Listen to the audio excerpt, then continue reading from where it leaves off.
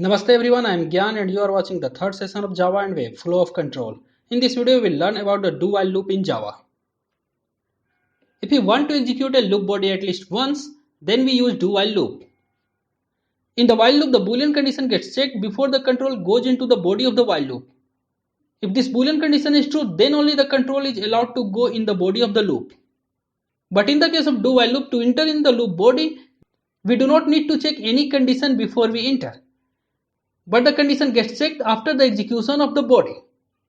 So even if the boolean condition is false, then also the loop body gets executed at least once, because for the first time we are not checking the boolean condition.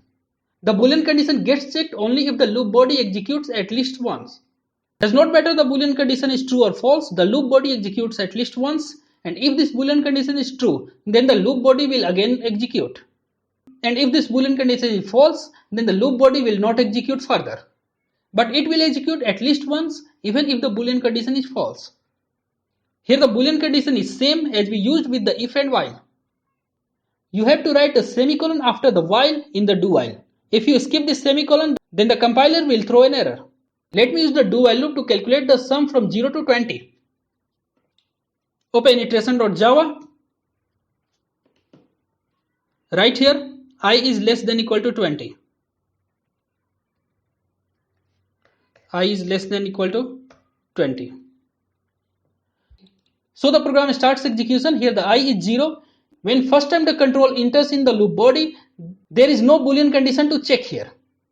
So at the first time, without checking any boolean condition, the control enters in the loop body and does sum is equal to sum plus I, and I is equal to I plus 1. Finally it results in the summation of 1 to 20 and we are printing I and sum. Let me save and execute this code. Java C iteration.java. Compiles fine, then run it. Java iteration. It runs fine, printing I is equal to 21 and sum is equal to 210. If we write here I is greater than equal to 20, let me write here I is greater than equal to 20, and we know that the 0 is not greater than equal to 20. So the condition is not going to true. But even if the condition is not true, then also the loop body will execute at least once. Here the I will increase by 1, even if the condition is not true. Let me save and compile it. Java C iteration.java. Compiles fine, then run it. It runs fine, printing I is equal to 1 and sum is equal to 0. Even the condition is false, then also the loop body gets executed at least once. Curly braces are optional, and without having curly braces we can take only one statement between the do and while, which should not be declarative statement. It's similar to while loop. If you are using only one statement between do and while, then the curly bracket is optional. But in this case, you do not have to use any declarative statement. You cannot use any statement which declare a new variable. The reason behind it has been already discussed in the video of the while loop. So this is correct. Here we are using only one statement, so the curly braces are optional and this statement is not declarative. So everything is correct here. If we write like this, then we are using only one statement in the do while body. This statement is a declarative statement. But since we are using the curly braces to represent the body of the do while, that's how this do while loop is correct. Since in this case there is only one statement belong to loop body and we are not using any curly bracket, so the declarative statement is not allowed in the loop body. This is an error. You must have to write the semicolon after the while in the do while.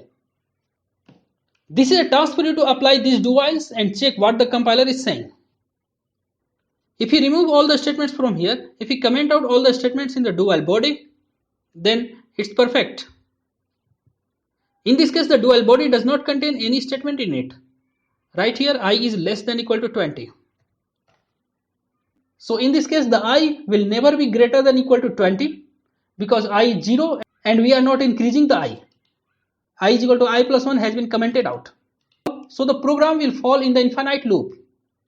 And since while checking the condition in the parenthesis of the do while, we are using a variable. So at the compile time, the compiler cannot detect what is the value of I, because the compiler at the compile time cannot detect the value of the variable. And that's how the compiler cannot detect the result of this operation. And that's how the compiler cannot detect that these two statements are unreachable. So this program is going to be hanged in the infinite loop. Let me save and compile it. Java C iteration.java. Compiles fine, then run it. The program has been hanged in the infinite loop. To stop the program, press Ctrl C. Now let's make some more changes. If I write here true directly, write here true, then this is a boolean literal true. So the compiler at the compile time can detect that these two statements are unreachable. Let me save and compile it. Java C iteration.java. Compiler throws the error unreachable statement.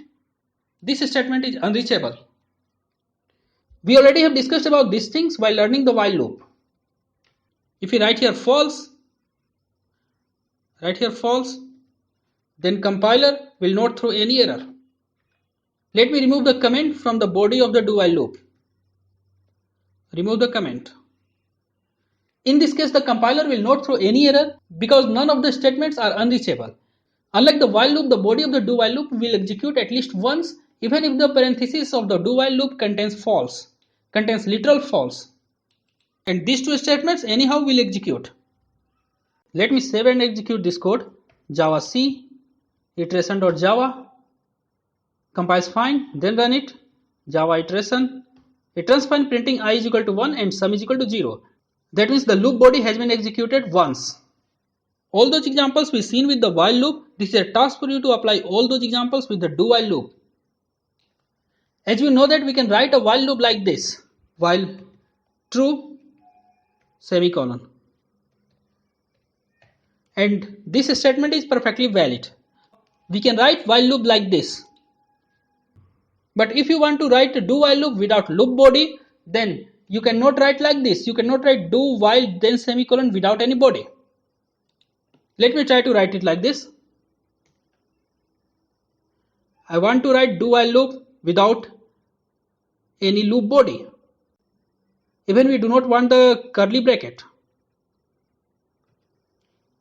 So writing like this results an error.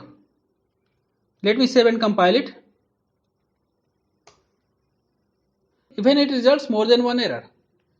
But we can write like this. We can put here semicolon and then it's perfectly valid. Java C iteration.java. Compiles fine, then run it. Java iteration. It runs fine, printing I is equal to 0, sum is equal to 0. Do is the separate keyword and the while is the separate keyword. Here the while is treated as the while loop as we seen in the previous video.